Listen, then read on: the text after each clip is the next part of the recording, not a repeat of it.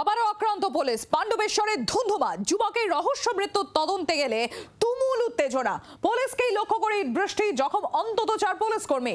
পাল্টা লাঠিচার্জ পুলিশের। ঘটনায় আটক বেশ কয়েকজন।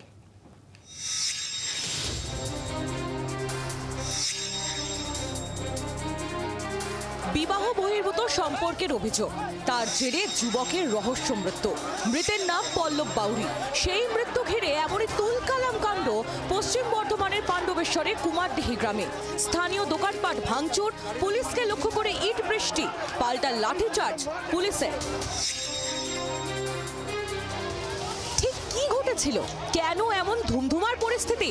পুলিশ ও স্থানীয় সূত্রে খবর, অভিযোগ পল্লব বাউরির সঙ্গে এক মহিলার বিবাহ বহির্ভূত সম্পর্ক ছিল। বৃহস্পতিবার রাতে ওই মহিলার বাড়িতে যান। সেই সময় ওই মহিলার স্বামী তাকে দেখে ফেলেন। হাতে নাতে পাকড়াও করে আটকে রাখেন পল্লবকে। কিছুক্ষণ পর ঘর থেকে যুবকের ঝুলন্ত দেহ উদ্ধার হয়। পুলিশ ভোরে এলাকায় গিয়ে দেহ উদ্ধার করে নিয়ে যায়। এরপরই পরিস্থিতি উত্তপ্ত হয়ে ওঠে। বিষয়টি চাউর হতে ছড়ায় উত্তেজনা। কেন পরিবারকে না জানিয়ে পুলিশ দেহ নিয়ে গেল, সেই নিয়ে প্রশ্ন তুলে এলাকায় ভাঙচুর শুরু হয়। বেশ কয়েকটি বাড়ি এবং দোকানে ভাঙচুর চলে। সাইকেল, মোটরসাইকেল গুঁড়িয়ে দেওয়া হয়।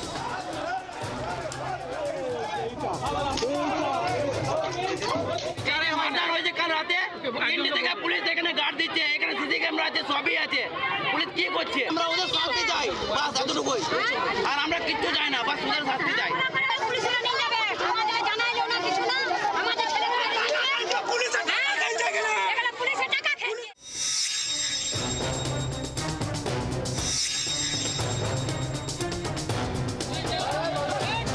এরপরই পুলিশকে লক্ষ্য করে শুরু হয় ইট বৃষ্টি।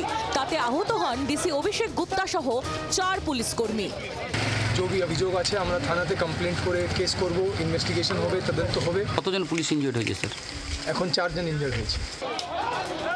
পরে লাঠিচার্জ করে পরিস্থিতি নিয়ন্ত্রণে আনে পুলিশ। আটক করা হয় বেশ কয়েকজনকে। তবে এখনো এলাকায় উত্তেজনা রয়েছে। বসানো হয়েছে পুলিশ পিকেট।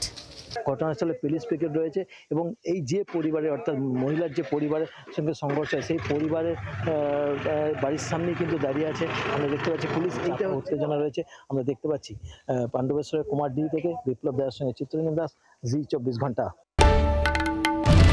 বাংলার আওয়াজ, বাঙালির আবেগ, জি 24 ঘন্টা।